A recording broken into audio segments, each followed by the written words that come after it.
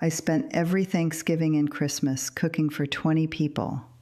But the day they realized I wasn't their unpaid chef anymore, they lost their holiday and their dignity. I had spent decades believing family meant sacrifice, even when my hands were raw from chopping and my bank account was low from buying the groceries no one else would. The last holiday, they criticized my turkey and walked away from the mess. This year, I booked a cruise. My name is Beatrice Collins, and I am 56 years old. Before I share how they lost everything because of their own greed, let me know where you are watching from in the comments below. Hit like and subscribe if you believe toxic people always get the karma they deserve. But to understand how they ended up with absolutely nothing, we have to go back to the years I thought I was doing the right thing. When I was younger in that, I still believed love could be measured in meals. Thanksgiving and Christmas were my ministry. My mother taught me how to make the gravy without lumps, how to truss a turkey so it didn't explode in the oven, and how to make the mashed potatoes creamy without turning them to glue. After she passed, the recipes, the pans, and the responsibility landed in my hands. Not because anyone asked me to be the family keeper, but because I said yes, and then never learned how to say no. For 20 years, I planned menus, made lists, and hauled bags of groceries up my front steps, like a woman hauling water for a village. I spent money I could have saved for myself, for repairs, for the occasional weekend away, on brand name butter and ocean fresh shrimp no one would help me peel. I learned to stretch a budget, buying the small turkey, because there had to be room for the ham Aunt Ruth insisted on bringing, and still leaving a casserole dish for Mark's picky teenagers. I would arrive at 6 a.m. to baste the bird, to roast vegetables until their edges caramelized, to pull pies from the oven and set them on cooling racks while my relatives arrived in the hour before dinner, cheerful and hungry. And the work was only the start. There were the undercurrents of small cruelties that puddled and spread into heartbreak. Conversations that slid into a complaint about the wage gap or politics and ended in a sniff about why Beatrice always makes everything for us. A niece who whispered that the rosemary on the turkey didn't taste right, as if a garnish could be a verdict. Little requests that turned into demands. Could you cover my rent this month, B? My car broke down and you always help. B, can you buy the pies? We'll pay you back next week. Next week often never came. The daily disrespect wasn't dramatic. It was a well-placed remark about my overcooking the stuffing, a shrug when I asked for a hand clearing the table, a silence when I mentioned needing help with a repair. I told myself it was temporary, a patchwork of help until someone else could pick up the mantle. I convinced myself family came first because it felt like the only moral language I knew. The people at the table were my people. They were my responsibility. By the time I hit my mid-50s, the list of what I had given them filled a notebook in my drawer. Loans made without contracts, groceries bought week after week, a garage where 3 cars lived for months while the owners figured things out, and countless holidays where my kitchen smelled like the warm center of the world, while my voice behind the oven hummed the same lullaby. It's fine. I got it. I remember the Thanksgiving 2 years ago when the oven light burned out and Martin, my brother's neighbor, casually commented, "You really ought to learn how to relax, B. Cooking is your therapy, right?" He said it like I was some hobbyist, not the woman who had been missing birthdays and doctor appointments to make sure their plates were full. The cruel thing was how easily I accepted that phrasing. The softer cruelty was that, when the turkey was dry that year because I'd been pulled away by a phone call about an overdue bill, the complaint about my bird was louder than the thanks for all the other meals. Little cracks accumulated into a canyon. I could feel resentment taking root in me like a frost under a fragile pane of glass. But even as it ate at me, I kept showing up. I kept making grocery lists that wound like prayers. I kept frying the latkes my cousin loved and freezing her years of disappointments into the rolls I braided on Christmas Eve. The work sustained a bond so long as I supplied it. The moment I stopped, I learned what they had built on me was not love, it was entitlement. The last Thanksgiving before the cruise was the culmination of everything I had tolerated. I was exhausted from a year of being the stopgap for every emergency text. The car repossessed, the bounced checks, the deposits for weddings my niece couldn't afford because she forgot to budget. I had spent more than I should have.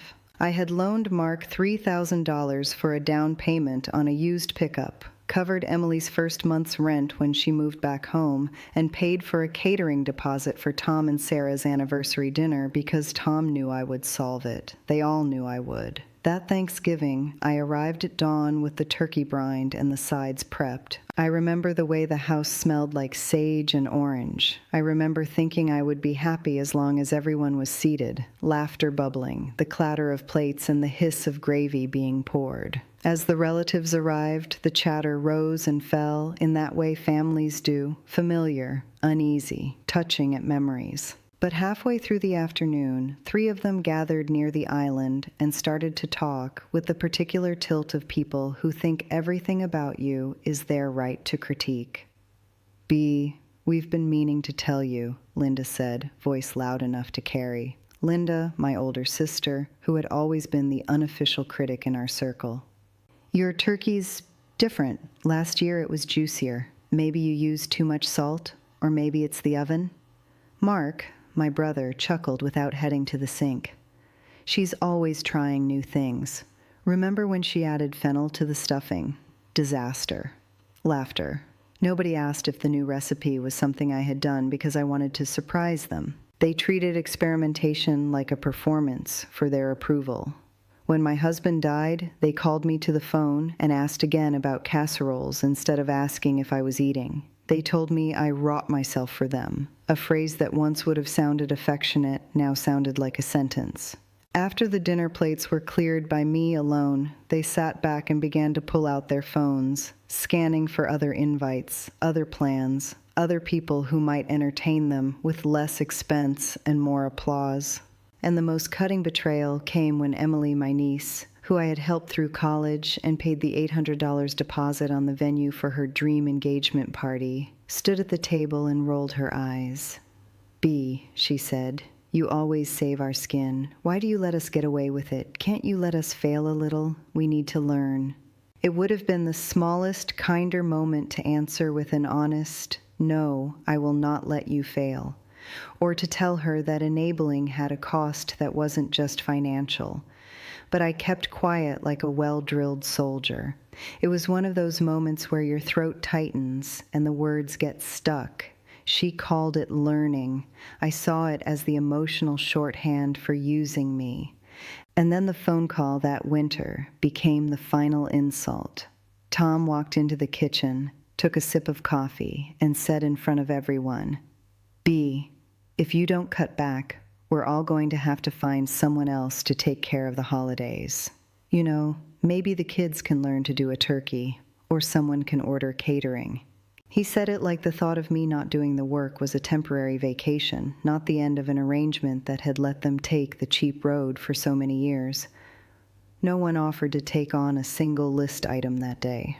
No one offered to buy a bag of onions. They had spent years building their comfort on the assumption that I would always arrive at 6 a.m., hands raw and apron stained. Their entitlement was casual and pervasive. When I finally pushed back, asking for help for the dishes, they looked surprised as if I had suggested a revolution. "You're overreacting," Linda said. "Everyone loves your cooking. We're just making a joke." It wasn't a joke. Jokes are funny. This felt like a verdict. That was the holiday that left me hollowed out. The criticisms and the requests for money had been a slow boil for 2 decades. On that day, after the plates were cleared and my shoulders ached, I sat at my kitchen table and read through the texts asking if I could cover this by that or make sure they never had to face an inconvenient truth. I realized no one saw me as a person. They saw me as a service, and services can be replaced. That evening I lay awake thinking about how much I had given and what I had kept. I made 2 lists. The first was everything I had spent, the money out there in the world, the time, the trips to the emergency room because I didn't slow down. The second list was my terms, the things I had once called boundaries but never enforced. I read them over, and for the first time in many years, I made a decision that had nothing to do with their comfort. I booked a cruise. Booking the cruise felt like an act of private rebellion. I chose a small, elegant ship that sailed to the Caribbean, a place where the sun felt like a kind hand, and the sea kept its own counsel. The weeks before departure were a strange mix of relief and guilt. Relief because the pressure of the next meal evaporated into tickets and dress codes. Guilt because for a while it felt unimaginable to leave a holiday without the familiar hum of people. I didn't announce it. I didn't create a spectacle. I called no press. I booked a cabin with a balcony and let the agency confirm my name with a polite, neutral voice. I typed my vacation out of the small, shaky keys on my phone, and when the confirmation arrived, I felt my chest unclench in a way I hadn't known to expect. What I did next was the quiet part of my revenge. I didn't storm into a room and publicly renounce them. I didn't slam doors. I set boundaries with a few practical things. I stopped covering texted bills, stopped answering the late-night calls asking to borrow a little because dinner money could be made up by others, and I decided to let them find out how much planning they had personally invested. I changed the password to the family email where I had kept the list of who liked mustard, who needed gluten-free gravy, the seating charts I'd organized for years. I didn't tell anyone. On the Tuesday before Thanksgiving, when the last of the pies sat in my freezer and the turkey slept in my fridge, I locked the house and placed a do not disturb calm around it. I drove to the airport in a sweater that hid the tremor in my hands and let the city shrink away behind me. On the plane, the seatbelt sign blinked like a tiny admonition. I answered my sister's last text, a low-key, hope everything's okay, with a smiley face and a, thanks Linda, love you. I wanted to be polite. I wanted to be spared the spectacle. I did not return calls asking if I would just pop home for a quick minute to baste the turkey. I did not reply to the chain messages demanding I at least swing by for dessert. I changed my voicemail to a short professional message that did not carry the tremor of someone who felt they had to explain themselves. I left a post-it note on my fridge for the catering company I had once trusted as a backup. No catering, house locked, safe travels. I did not tell my family. I remember standing on the balcony of my cabin as the ship slid away from the harbor. The city lights were a dying confetti. The air tasted of salt and possibility. And for the first time in years, I felt the axis of my life tilt subtly toward me. There was a tiny, unkind part of me that expected them to panic. It was not because I wanted cruelty.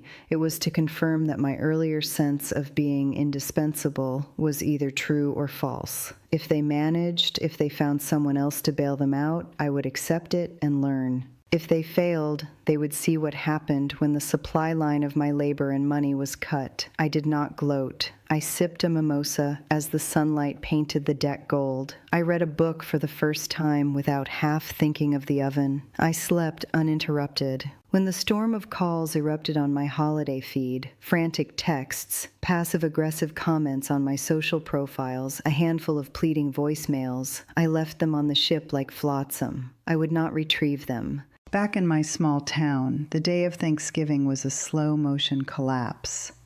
They arrived at my house at 9 a.m. like a migration of entitled birds expecting grain. Cars drew up, boots pounded on my porch, and the ring of the bell was an echo of so many years. The first thing they discovered was the silence, the front door locked, a note taped to the glass. Beatrice is away, house is locked, no hosting today, happy Thanksgiving. No one had a key. No one had the recipes. Their faces shifted as they read the words, the way a card falls in a game when a player knows they cannot win. She couldn't, Mark began, reaching for the knob as if force could open the private away behind wood and bolt. B? Linda called into the empty hall, as if the house itself contained the person who had kept it full. Phones appeared like lifelines. Someone scrolled through group chats and came up with a plan. Bring food from the deli? Order pizza? Who knows how to roast a turkey? For a family that had relied on one person to orchestrate the choreography of their holidays, knowledge of how to actually cook was shockingly thin. They called Emily, Mark's kids, cousins, anyone who might have watched Beatrice at work and learned. Answers were sheepish. I only ever peeled potatoes. My boyfriend knows how to use a grill. We usually buy a pre-cooked bird. Panic sharpened into comedy, and then into real consequence. The catering company they'd called last minute refused because of the short notice and the distance. The local deli tried to help, but couldn't produce 20 plates with warmed sides and pies that tasted like something beheaded from a production line. They ended up at a strip mall, buying trays of cheap roast beef, soggy sides, and plastic utensils. They ate at my table, at my place, on my plates, because it had been the heart of their ritual for a generation. It felt wrong to be in my house, pretending the work I had done for decades was mere furniture they could move when necessary. They tried to laugh about it. Masked with forced cheer, forks clinked against paper plates. They joked about the turkey as if jest could hide an embarrassment. "Next year we'll take turns," someone said. "It'll be a learning experience," said another, as if their sudden willingness to learn didn't arrive one day too late. Word spread. A neighbor who had always complimented my pies drove by and saw the scene. At dinner, the thinness on their plates matched the thinness of the apology that never came. I watched videos later of their attempt to mimic my roast, the bird dry and awkward, gravy from a jar. I could hear the hollowness in their laughter in the clips that circulated. A holiday punctured by the absence of the person who had always held it together. The practical fallout didn't stop at one humiliating meal. In the weeks that followed, the family's dependence on me, financial and otherwise, began to show up like unpaid invoices. Emily missed a rent payment I had quietly covered for months. Without my transfers, the landlord called. The girls at work, who had been on highlight reels of my generosity, now had to do spreadsheets and call creditors. Tom's anniversary party deposit, which I had paid when he was short, was called and explained it had been taken as a favor. Now the venue needed confirmation. Plans fell through. Stuffed closet favors were returned. The biggest, slowest consequence was the loosening of their safe assumptions. They had believed kindness was immutable. It wasn't. When the appetite for help collided with the absence of supply, things that had been propped up on good intentions, and my quiet labor began to list. A couple of loans that had never been documented could not be enforced. A promise to repay, swallowed in the soft assumption that I would always cover it.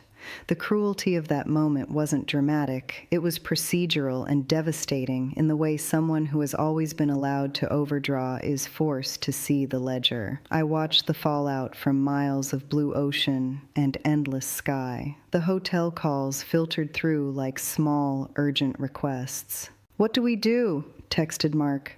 "B, it's chaos here. Why would you?" pleaded Linda. Emily left a voicemail that fragmented into sobs, then anger. They wanted me back to fix the tangled web they had let fray. It was tempting to answer, to avert every disaster with a check or a trip home, but I had learned how much my help had been taken for granted. Their collapse was not a beautiful vindication. It was a sober education in what happens when a person finally stops rescuing the people who learn to burn their hands. Natural consequences are often quietly brutal, and they are more instructive than my anger could ever have been. And then, as the days folded into winter, one of them came unglued. Tom, who had been most arrogant about taking my service for granted, realized that his girlfriend had a standard I had inadvertently allowed him not to meet. He called late, voice thin with something that could have been shame or an absence of options. "B, they're asking questions. Sarah's mom called. They wanted photos of the anniversary venue, and we didn't have the deposit. I thought you had paid it."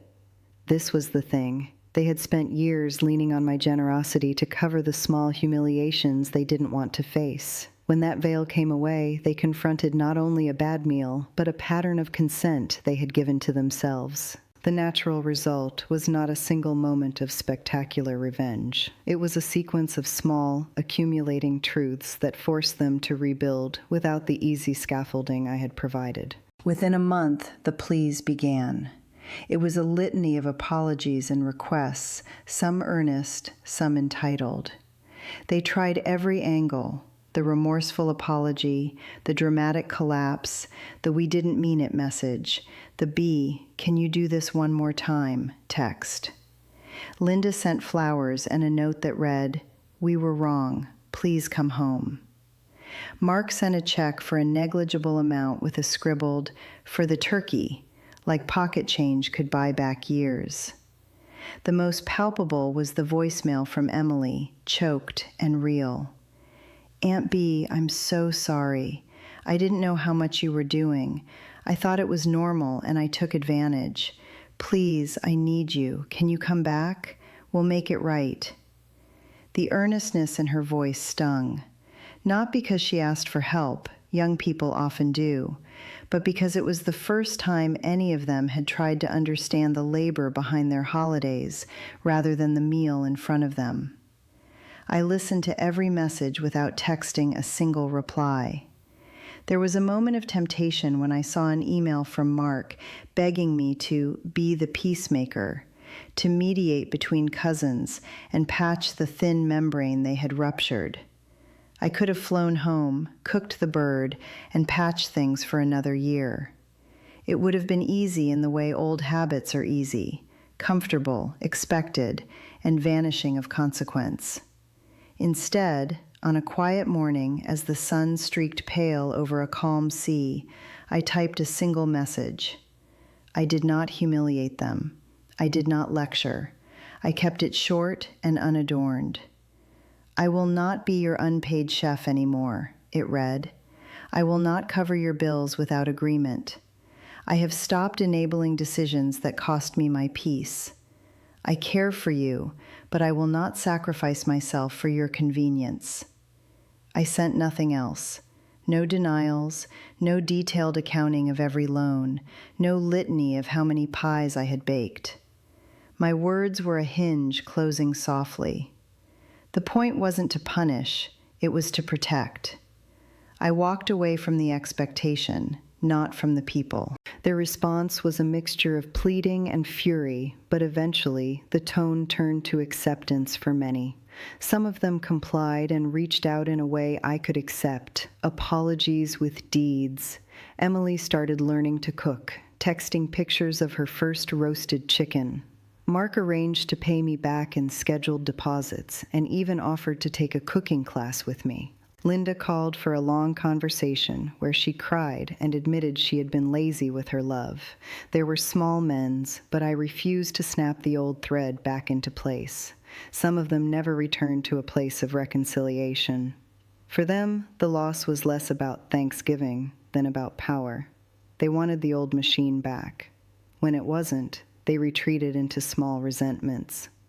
I accepted that too. Forgiveness is a choice, not a currency to be demanded. Healing came in cheap, small increments. The first time I made coffee in the morning and didn't check my phone for a dozen holiday checklist messages, I felt like a bird learning to use a new wing. The turquoise water of the Caribbean taught me the luxury of not being at everyone's disposal. I learned to read for pleasure, to walk without thinking of the oven timer, to take a carriage ride through a coastal town without calculating how to stretch my budget to pay for someone else's mistake. The final, most beautiful scene is not cinematic in a dramatic sense. It is quiet and domestic and infinitely more peaceful than any roast turkey could be.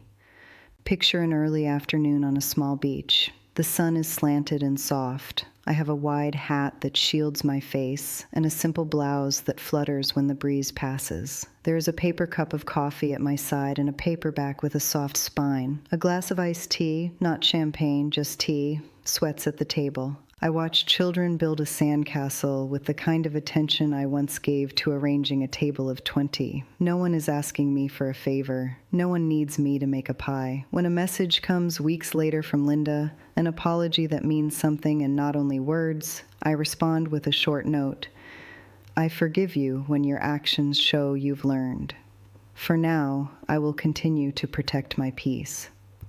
That was my last act of mercy, not because I was cruel, but because boundaries are a form of love for yourself. Sometimes I still get messages asking if I'll return. I answer politely. I will join the holidays I choose, and I'll do it when I feel generous and not obliged.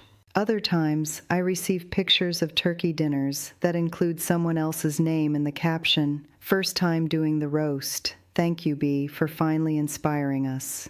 I feel a warm, quiet pride in those photos, as if a lesson had been learned and extended. Sitting on the deck of that cruise ship, feeling the ocean's lullaby, I realized the true gift I had given myself. It wasn't the money saved or the quiet cabin. It was the right to decide where I would expend my energy. I had guarded the shape of my days. I had refused to let my life be a kitchen perpetually open for anyone who knocked. To the women watching who have spent years doing for others until your hands tremble, your labor is not charity. It is your life. Protect it. It is okay to close the door, to lock it, to let the house be quiet and watch the people who depend on you learn to cook their own turkey. Their panic is not your failure. Their learning is your freedom.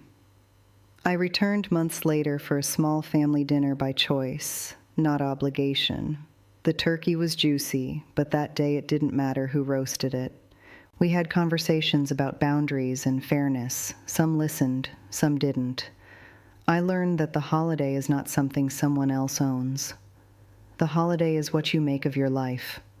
For me, that meant a sunlit balcony, a glass of tea, and the soft, steady knowledge that I had chosen myself. That was the best gift of all.